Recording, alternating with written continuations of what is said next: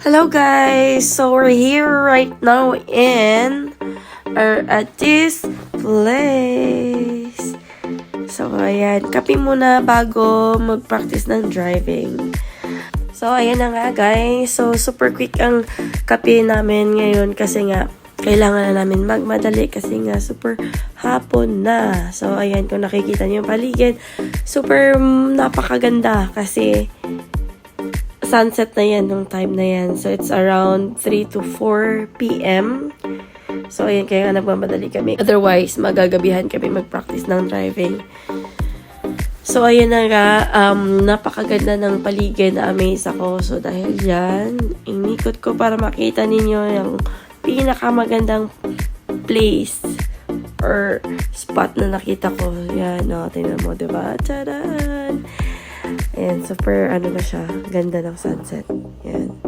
So, nakakaganda lang sa paligid, kaya, tara! Practice na tayo ng drive. So, ayan. Bakit kailangan mag-drive? Kasi kailangan ko dahil kailangan kong pick upin lagi si Hana. Pick and drop sa school. Kaya, ayan. So, habang nag-aantay, yan, open mo na yung car, and then, ready to go.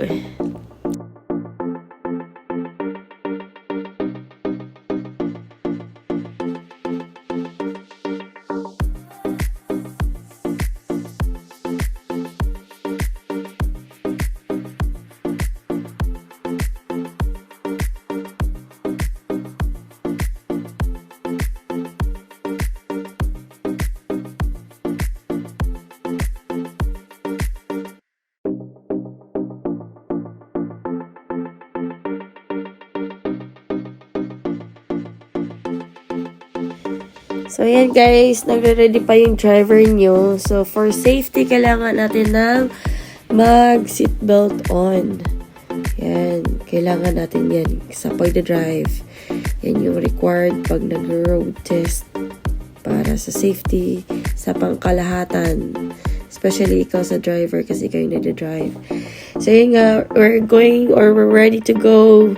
So, tara, samahan nyo kami. So, yung pagdadrive ko ngayon, hindi lang to nagdadrive ng as in practice talaga all over sa town. Kasi nga, hapon na. So, ang ano lang namin is, magpa-practice driving ako, papunta lang sa my grocery store kasi need namin ng grocery for tomorrow. Dahil another week na naman siya, kailangan namin ng baon para kay Hana and para kay Daddy and of course sa pang-araw-araw namin. So, ayan na. We're heading to the grocery store down the hill. So, kung nakikita nyo or napapansin nyo, nasa pinakatuktok kami. And, tapos, sa part na yan, overlooking yan. Tapos, pababa. Ayan. So, yun yung place namin. Nasa taas kami. Parang nasa bundok kami. So, ayan, kung nakikita nyo or napapansin nyo, elevated yung daan kasi nasa tuktok. So, pababa na pababa. Ayan. So, look at the view, guys. Super ganda. Nakaka-amaze talaga. Ayan.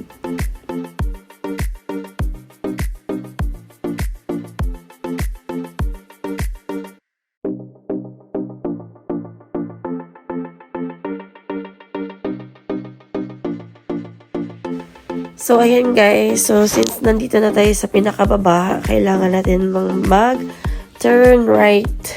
So, kailangan natin magdahan-dahan.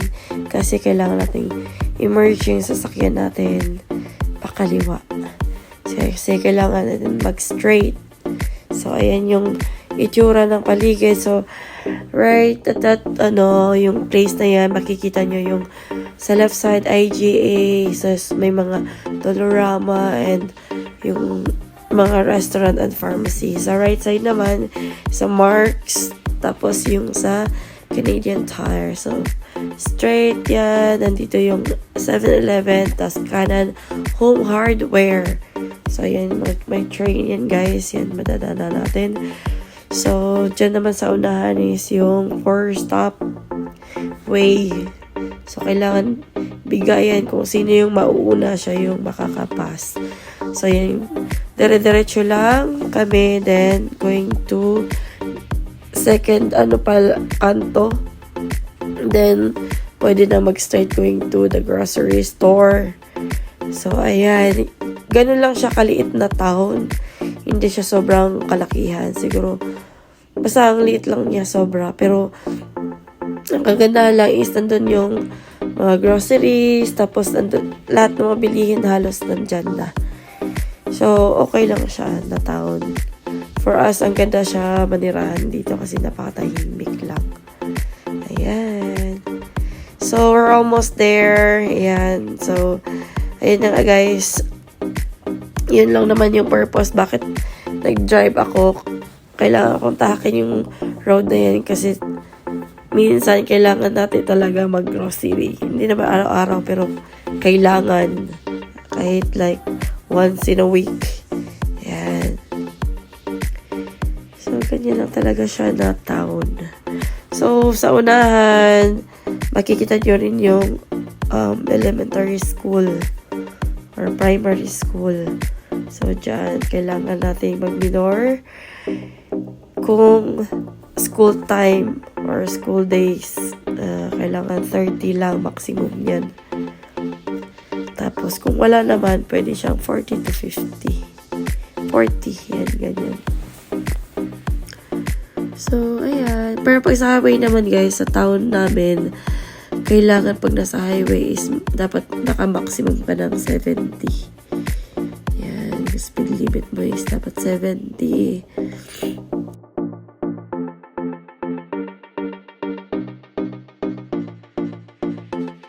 So, ayan na guys. Malapit na tayo sa grocery. So, kailangan natin mag-turn left. So, need natin magdahan-dahan para makalusot papuntang kaliwa. So, ayan. Need natin mag-park muna. So, sa may left side, ayan, makikita nyo yung grocery store. So, ayan. Pili lang kami ng then tapos na yung lesson for today. So, sa buong araw na yan, ako talaga yung nag-drive papunta dyan, tas pa akyat or pauwi ng bahay. Yan. So, that's all for today, guys. Thank you for watching. Sa uulitin. And please don't forget to like, share, and subscribe. Or follow our page. Yan. Thank you.